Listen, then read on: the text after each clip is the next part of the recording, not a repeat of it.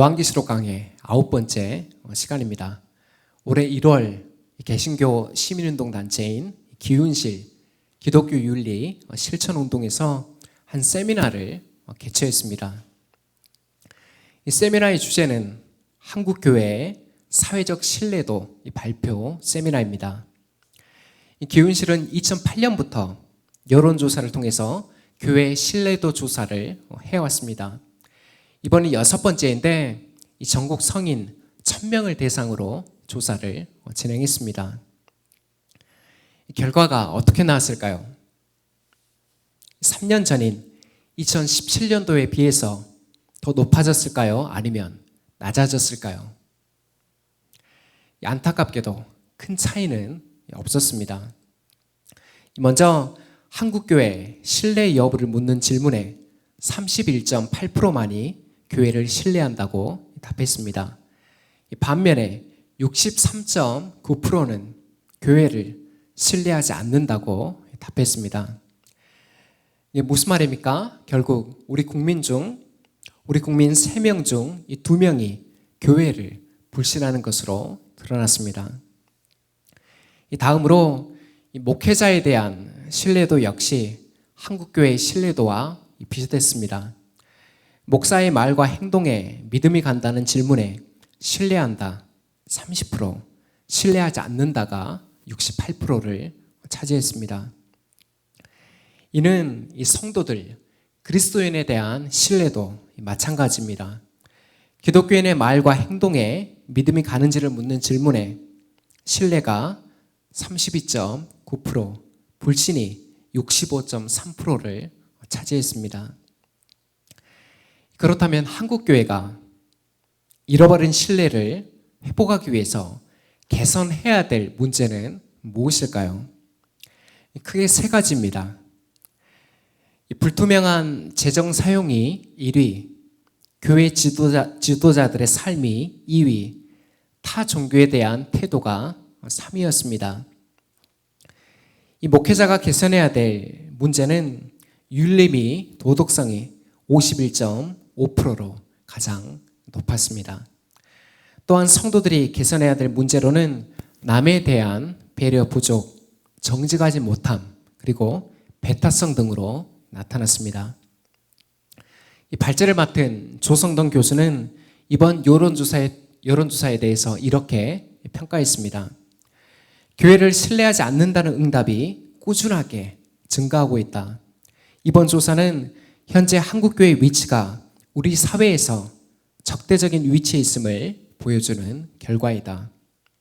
또한 한국교회가 종교 집단이 아니라 정치 집단의 역할을 계속 해나간다면 결국 그런 모습으로 인식되어서 본질의 모습을 잃어버릴 것이다. 참으로 뼈아픈 지적이지 않습니까?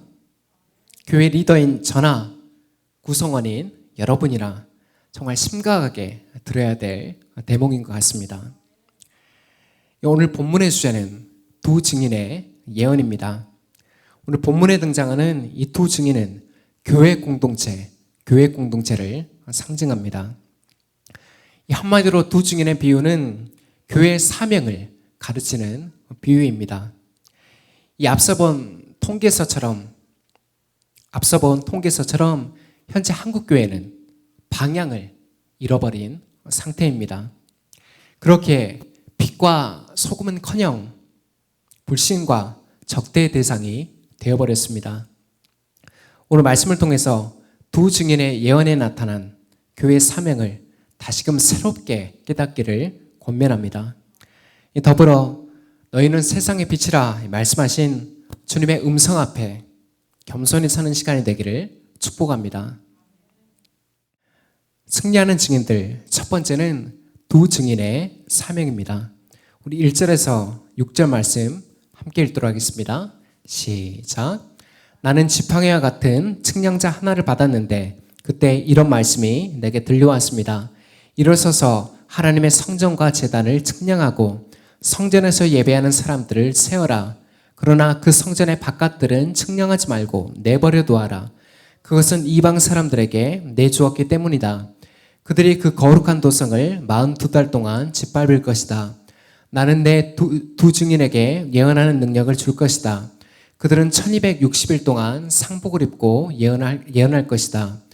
그들은 이 세상을 다스리시는 주님 앞에 서 있는 올리브 나무 두 그루요 촛대 두 개입니다. 그들을 해하려고 하는 사람이 있으면 그들의 입에서 불이 나와서 그 원수들을 삼켜버릴 것입니다. 그들을 해하려고 하는 사람은 누구나 이와 같이 죽임을 당하고 말 것입니다. 그들은 자기들이 예언 활동을 하는 동안에 하늘을 닫아 비가 내리지 못하게 할 수 있는 권세를 가지고 있습니다. 또 물을 피로 변하게 하는 권세와 그들이 원하는 대로 몇 번이든지 어떤 재앙으로든지 땅을 칠 수 있는 권세를 가지고 있습니다. 아멘. 8번째 계시록 강의 시간에 오늘 본문 계시록 11장의 위치를 말씀드렸습니다. 우리가 코로나 기간에는 온라인 예배로 다른 주제의 말씀을 들었기 때문에 다시 한번 계시록의 맥을 짚어가도록 하겠습니다. 계시록 1장은 요한계시록의 서론의 역할을 차지합니다. 그리고 2장에서 3장은 소아시아 7교회에게 보내시는 주님의 말씀이었습니다. 그리고 4장에서 5장은 천상에 올라간 요한이 봤던 환상, 하늘 보좌의 예배를 담고 있었습니다. 그리고 6장부터 7심판 시리즈가 시작됩니다. 7심판 시리즈는 3개였습니다. 7인 심판, 7 나팔 심판, 마지막이 7 대접 심판입니다. 10장에서 11장은 6째 나팔과 7째 나팔 그 사이에 들어가 있는 막간 본문입니다. 10장이 첫 번째 환상, 그리고 11장 오늘 본문이 두 번째 환상입니다. 1절에서 요한은 지팡이와 같은 측량자 하나를 받게 됩니다. 여러분, 측량자가 뭔지 아시죠? 물건의 높이나 깊이를 재는 그러한 도구입니다. 그런데 주님께서 지금 뭘 재라고 말씀하십니까? 성전과 제단, 그리고 그 안에서 예배하는 사람들을 측량하라고 말씀하십니다. 이어서 성전 이 바깥 마당은 측량하지 말 것을 명하십니다. 이는 이 상징적인 말씀인데 다음과 같은 뜻입니다. 성전은 이 교회의 공동체를 뜻하기 때문에 내적으로는 하나님의 보호하심을 받지만 외적으로는 고난과 핍박 그리고 순교까지 겪을 것이라는 말씀입니다. 이러한 모습을 구체적으로 보여주는 비유가 이 3절 이하에 나오는 두 증인입니다. 이 두 증인의 특징이 무엇입니까? 첫 번째는 그들은 주님께 예언하는 능력을 받아서 1260일 동안 상복을 입고 예언을 할 것입니다. 여기서 1260일은 문자적인 그런 의미가 아니라 이전에 나오는 42달과 같은 기간입니다. 1260일과 42달은 모두 같은 의미입니다. 이 기간은 고난과 핍박이 따르는 예수님의 초림과 재림 사이의 전 기간을 의미합니다. 동시에 종말 직전에 있을 맹렬한 환난의 시기를 의미합니다. 두 증인의 특징 두 번째는 그들의 모습입니다. 4절에 그 묘사가 어떻게 나와 있습니까? 그들은 주님 앞에 서 있는 올리브 나무 두 그루요 촛대 두 개입니다. 이 말씀이 상징으로 되어 있기 때문에 문자적으로 보면 이해하기가 어렵습니다. 그런데 이러한 모습은 스가랴 구약성경 스가랴 4장을 배경으로 하고 있기 때문에 두 명의 개인이 아니라 종말에 하나님의 나라를 증거하는 교회 공동체를 상징합니다. 올리브나무 두 그루와 촛대 두 개는 두 개의 물건 그리고 두 명의 개인이 아니라 뭘 상징한다고요? 종말에 하나님 나라를 증거하는 교회 공동체를 상징합니다. 마지막으로 두 증인의 특징 세 번째는 그들의 사명입니다.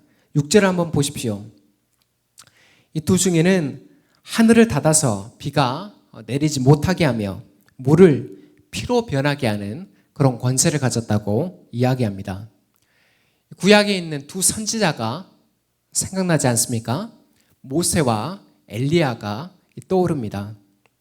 이들은 모두 약한 우상 숭배자인 바로와 아합 왕에게 맞섰던 인물이었습니다.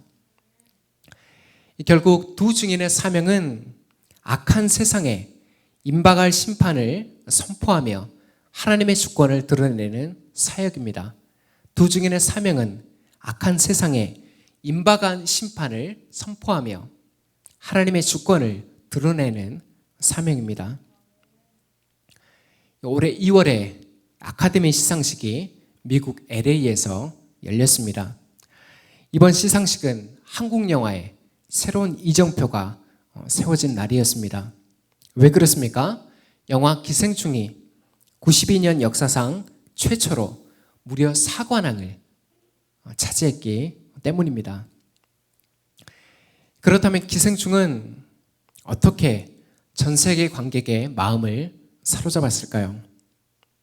그 이유는 바로 기생충이 이 자본주의에 민낯인 사회의 양극화 문제를 정면으로 다루었기 때문입니다.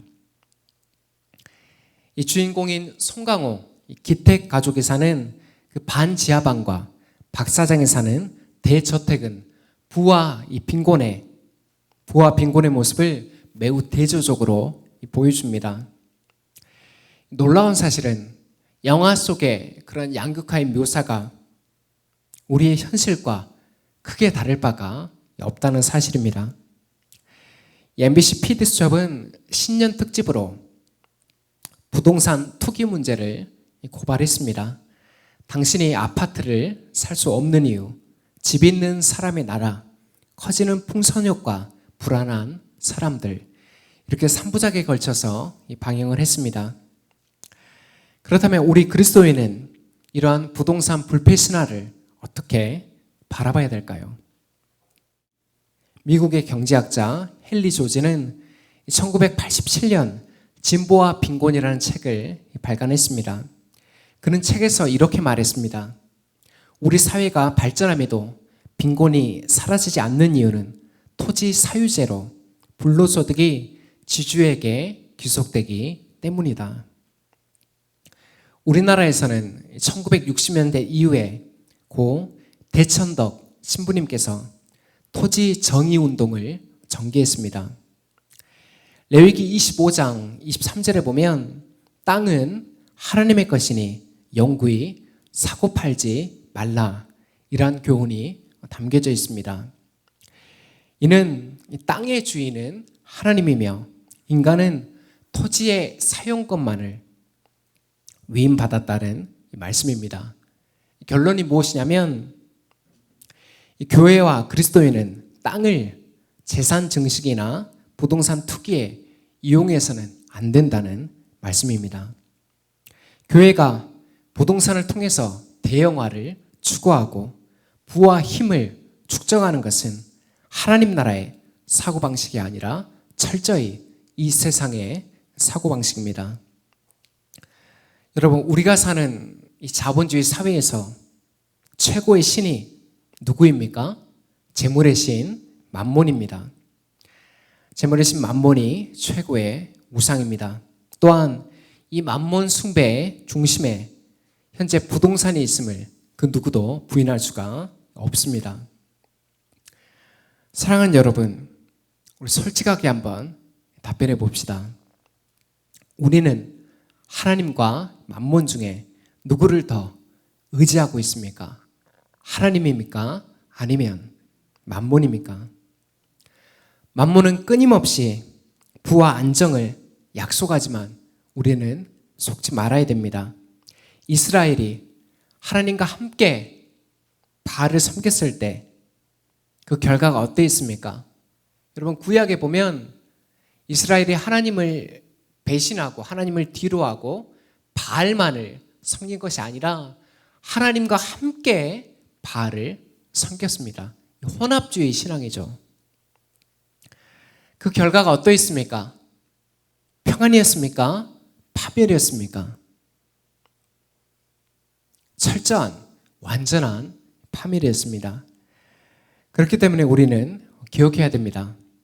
교회 공동체는 차원이 다른 메시지를 세상에 전하는 공동체입니다. 집단입니다. 그것이 무엇입니까? 하나님 나라의 복음입니다. 세상은 하나님의 임박한 심판 안에 있으며 참된 안정과 구원은 부동산과 빌딩이 아니라 오직 우리 하나님께 있음을 담대히 선포해야 됩니다. 팔복에서 우리 주님이 뭐라고 말씀하셨습니까? 마음이 가난한 사람이 복이 있다. 하나님의 나라가 그들의 것이다. 그들이 땅을 기업으로 받을 것이다. 문자적인 땅을 이야기하는 것이 아니에요. 이 땅에서 우리가 가난하게 살든 부하게 살든 그것은 그 자체는 우리의 최종 목표가 될 수가 없다는 것입니다. 좀 부족하게 살아도 좀 없이 살아도 하나님의 나라에만 궁극적인 소망이 있음을 고백하는 저와 여러분이 되시기를 축복합니다. 이것이 만몬이 지배하는 세상에서 하나님의 주권을 드러내는 증인의 사명임을 기억하십시오. 승리하는 증인들 두 번째는 두 증인의 죽음입니다. 우리 7절에서 10절 말씀 함께 읽겠습니다. 시작. 그러나 그들이 증언을 마칠 때 아빌소스에서 올라오는 짐승이 그들과 싸워 이기고 그들을 죽일 것입니다. 그리고 그들의 시체는 그 큰 도시의 넓은 거리에 내버리게 될 것입니다. 그 도시는 영적으로 소돔 또는 이집트라고도 하는데 곧 그들의 주님이 십자가에 달리신 곳입니다. 여러 백성과 종족과 언어와 민족에 속한 사람들이 사흘 밤 동안 그 두 예언자의 시체를 볼 것이며 그 시체가 무덤에 안정되는 것을 허락하지 않을 것입니다. 그리고 땅 위에 사는 사람들이 그 시체를 두고 기뻐하고 즐거워하고 서로 선물을 보낼 것입니다. 그들은 이 두 예언자가 땅 위에 사는 사람들을 괴롭혔기 때문입니다. 아멘. 이제 두 증인의 사역이 끝났습니다. 그들은 1260일이라는 그 종말의 기간 동안 충성되게 예언의 사역을 감당했습니다. 치열한 사역을 마쳤기 때문에 이제 좀 쉼과 안식을 가져도 충분할 것입니다. 그런데 충격적이게도 두 증인을 기다리고 있는 것은 죽음이 안식이 아니라 무엇이었습니까? 죽음이었습니다. 7절에 보면 두 증인의 사역이 마칠 때 그들은 아빌소스에서 올라오는 짐승에 의해서 죽임을 당하게 됩니다. 여기서 아빌소스는 무저갱과 같은 뜻으로 계시록 20장에 나옵니다. 무저갱이 계시록 20장에 나오는데 사탄을 가둬두는 감옥을 의미합니다. 그리고 이 짐승은 호랑이나 늑대가 아니라 사탄에게 권세를 받아서 하나님의 백성을 대적하는 그러한 세력을 의미합니다. 어쨌든 짐승은 이 두 증인을 죽이는 것으로 만족하지 않고 매우 치욕스러운 일까지 서슴지 않습니다. 그게 무엇입니까? 두 증인의 시체를 큰 도시의 넓은 거리에 내팽개칩니다. 무려 사흘 반 동안 시체를 안장하지 않고 그대로 내버려둡니다. 이게 고대 사회에서 얼마나 치욕스러운 일입니까? 그 결과 이 땅 위에 사는 많은 사람들, 곧 우상 숭배자들이 그 시체를 보고 어떠한 반응을 보입니까? 그 시체를 보고 기뻐하며 즐거워하고 조롱합니다. 왜냐하면 이 우상 숭배자들은 두 증인이 전했던 회개 복음으로 그동안의 괴로움이 막심했기 때문입니다. 여러분 생각해 보십시오. 믿기 싫은데, 나는 회개하기 싫은데 계속 마음을 찔러대니까 그게 얼마나 눈에 가시처럼 보였겠습니까? 이 계시록 2장에 보면 서머나 교회가 등장합니다. 우리가 설교에서는 마지막 빌라델비아 교회만 살펴봤는데 서머나 교회가 등장합니다. 이 서머나 교회도 이 빌라델비아 교회와 함께 주님으로부터 책망을 받지 않았던 그런 신실한 교회였습니다. 그럼에도 당시 서머나 교회는 극심한 고난과 핍박에 놓여 있었습니다. 왜 그들은 이러한 고난과 핍박에 직면해야 했을까? 이 서머나 교회가 속한 1세기 고대 도시는 시민사회였습니다. 당시 로마는 도시의 질서와 번영을 위해서 시민의 의무를 강하게 요구했습니다. 그런데 문제는 이 시민의 의무 가운데 우상숭배가 들어가 있다는 점입니다. 곧 황제숭배, 그 당시의 우상숭배는 황제숭배라고 제가 말씀을 드렸습니다. 이 황제숭배에 동참하지 않으면 반애국적인 인물로 낙인찍히고 경제적인 불이익을 받으며 로마가 제공하는 모든 혜택에서 제외됐습니다. 게다가 유대인들은 이 교회가 황제 숭배에 동참하지 않는다는 그 약점을 빌미로 갖은 비방과 고소를 일삼았습니다. 여기서 뭔가 타협점을 찾지 않는다면 하나 둘씩 감옥에 끌려가서 결국 교회는 씨가 마를 그러한 형국이었습니다. 바로 이러한 상황에서 주님께서 서머나 교회에게 말씀하십니다. 얼마간의 환난이 있을 것이지만 죽도록 충성하라. 그리하면 내가 생명의 멸류관을 내게 주리라. 이처럼 이 두 증인으로 상징되는 교회는 역사상 수많은 고난과 핍박을 뚫고 이 자리에 왔습니다. 우리 한국교회만 보더라도 어떠했습니까? 구한말 그리고 일제강점기 시절에 순교자들의 피 위에 세워진 교회가 바로 한국교회입니다. 여러분 고난은 교회에게 결코 불청객이 아닙니다. 피해야 될 어떤 과제도 아닌 것입니다. 이 땅에서 교회는 태생적으로 고난을 안고 가야 됩니다. 그 이유가 무엇입니까? 여러분 8절을 보십시오. 두 증인의 시체가 지금 버려진 곳이 어디입니까? 하반절에 보면 주님이 십자가에 달리신 곳입니다. 알다시피 우리 예수님은 예루살렘의 골고다에서 십자가에 달렸습니다. 마찬가지로 두 증인 또한 우리 주님께서 걸으신 그 고난의 길, 그 십자가의 길을 지금 걷고 있는 것입니다. 사랑하는 여러분, 바로 그 길이 오늘 우리가 뒤따라야 될 길임을 믿으십니까? 십자가의 길은 순간의 감정이나 낭만적인 생각으로 결코 걸을 수가 있는 길이 아닌 것입니다. 왜냐하면 오늘날에도 하나님의 백성을 대적하는 짐승의 공격이 여전히 유효하기 때문입니다. 여전히 짐승은 정치, 경제, 사회, 문화, 교육, 주거 모든 영역에서 교회를 미혹하며 대적하고 있습니다. 그 모든 영역에서 하나님의 백성들을 미혹하며 대적하고 있습니다.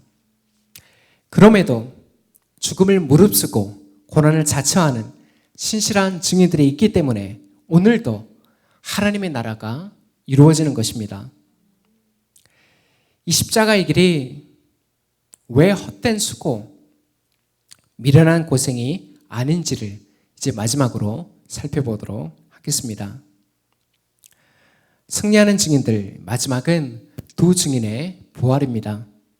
우리 11절에서 13절 말씀 함께 읽겠습니다. 시작.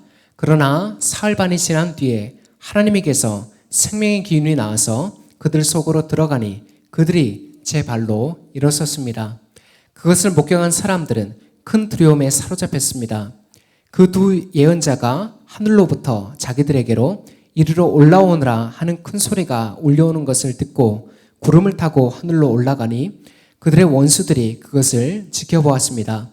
바로 그때 큰 지진이 일어나서 그 도시의 10분의 1이 무너졌는데 그 지진으로 사람이 7천 명이나 죽었습니다. 그리고 살아남은 사람들은 두려움에 쌓여서 하늘에 계신 하나님께 영광을 돌렸습니다. 아멘. 이 앞서 두 증인은 매우 치욕스러운 그런 죽임을 당했습니다. 살펴본 대로 시체도 장사되지 않은 채 길바닥에서 무사람들의 조롱과 비웃음을 당해야 됐습니다. 그러나 이제 그 누구도 예상하지 못한 반전이 일어나게 됩니다. 그 반전이 무엇입니까? 3일 반 후에 하나님께서 다시 두 증인을 살리신 것입니다. 그런데 이상하죠? 어디에서 우리가 많이 본 장면이지 않습니까? 바로 3일 만에 일어나신 우리 예수님의 부활을 떠올리게 만듭니다.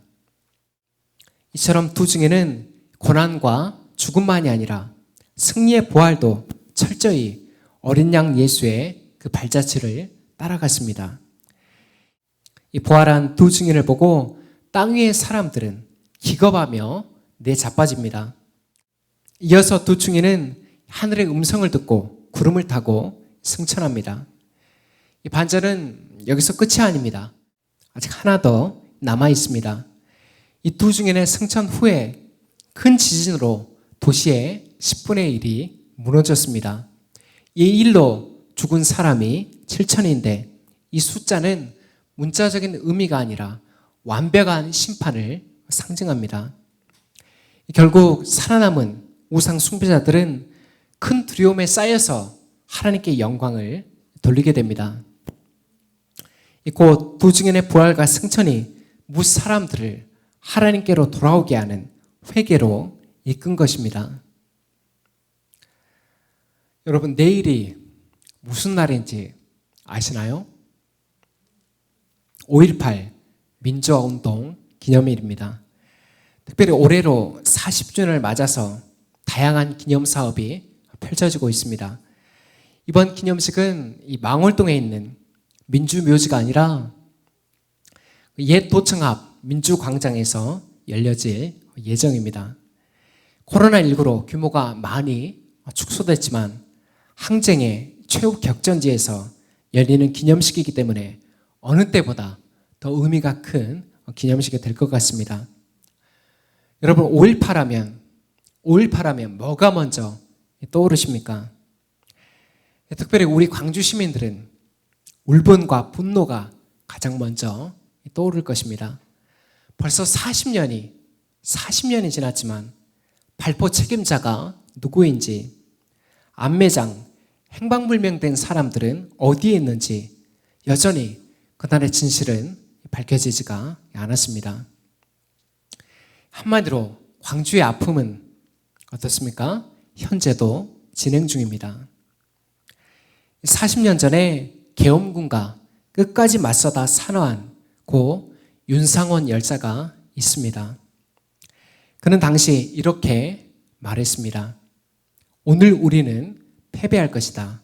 그러나 내일의 역사는 우리를 승리자로 만들 것이다. 그렇습니다. 오늘 역사는 그날의 울분과 짓밟힘이 패배가 아니라 승리임을 증명하고 있는 것입니다. 문재인 대통령도 개헌이 논의된다면 어떻게 이야기했습니까? 5.18을 헌법 전문에 수록해서 그 취지가 되살아나야 된다고 밝혔습니다. 또한 이제 5.18은 광주를 넘어서 그리고 대한민국을 넘어서 세계 5.18로 승화되고 있는 단계입니다. 더 이상 울분과 분노에 갇혀있는 그런 5.18이 아니라 승리와 축제의 5.18로 전환을 해가야 될 그러한 시기를 우리가 맞이하고 있습니다. 사랑하는 여러분, 예수 그리스도의 십자가는 패배가 아니라 승리의 상징임을 믿으십니까? 믿으십니까? 주님의 재림 때까지 교회는 치열한 영적 전투를 치러야 됩니다. 예수님께서 십자가에서 달리셨을 때, 모든 것을 다 이루셨을 때 사탄의 허리가 부러졌습니다. 하지만 사탄이 완전히 소멸된 것은 아닙니다. 그 세력이 여전히 남아있고 사탄에게 권세를 받아 활동하는 짐승의 세력이 남아있기 때문에 주님이 다시 오실 때까지 교회와 사탄 간의, 짐승 간의 영적 전투가 남아있는 것입니다. 그 과정 가운데 교회는 핍박과 좌절, 심지어는 죽음까지도 경험할 것입니다. 그러나 이게 끝이 아닙니다. 오늘 두 증인과 같이 교회는 반드시 승리의 부활로 나올 것입니다. 부활의 첫 열매 대신 주님을 따라 온전한 부활을 맞이할 것입니다. 여러분, 우리가 사는 세상에 변하지 않는 것은 없습니다. 그러나 이 부활의 진리만은 영원합니다. 승리하신 그리스도, 어린 양 예수를 즐거이 따라가는 우리 공동체가 되기를 축복합니다. 말씀을 맺습니다. 오늘은 요한계시록 강의 9번째 시간으로 승리하는 증인들이라는 제목으로 말씀의 교훈을 받았습니다. 계시록의 두 증인이 뭘 상징한다고요? 교회 공동체를 상징합니다. 그렇게 교회는 두 증인과 같이 회개의 복음, 하나님 나라의 복음을 증거해야 됩니다. 또한 이 과정은 결코 순탄치만은 않을 것입니다. 사탄과의 영적 전쟁이 남아있기에 핍박과 죽음까지 통과해야 될 것입니다. 그러나 우리가 두려워할 필요가 없습니다. 왜 그렇습니까? 하나님의 교회는 끝내 승리의 부활을 맞이할 것이기 때문입니다. 오직 성령이 너희에게 임하시면 너희가 권능을 받고 온 유대와 사마리아와 땅끝까지 이르러 내 증인이 되리라 하시니라. 승천하시는 우리 주님께서 마지막으로 제자들에게 남기신 말씀입니다. 사랑하는 여러분, 오늘도 세상은 우리의 증언을 필요로 합니다. 그리고 충성된 증인의 삶은 그 자체로 세상에 빛이 될 것입니다. 이번 한 주간 이 증거의 사명을 묵상하고 되새기는 우리의 삶이 되기를 권면합니다. 비록 지금은 앞이 보이지 않더라도 주의 약속을 끝까지 신뢰하며 붙잡고 나아가는 백성들에게 승리의 평강이 함께하기를 예수 그리스도의 이름으로 축원합니다. 기도하겠습니다.